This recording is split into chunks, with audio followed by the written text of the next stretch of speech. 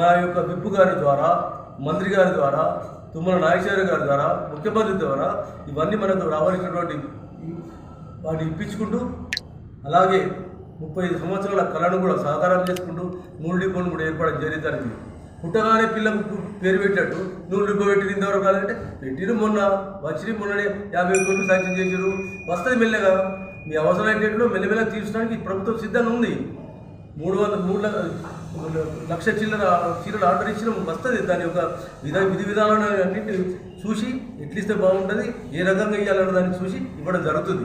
కాబట్టి దయచేసి పద్మశాలి సోదరులకు ముఖ్యంగా చెప్పేది ఏంటంటే, పద్మశాలి సోదరులు ఇతరులు కాదు, అందరం సిరిసిల్లలో ఉన్న ప్రతి కులంలో అందరం అన్నదమ్ముల లెక్క కలిసిమెలిసి బతికే వాళ్ళం.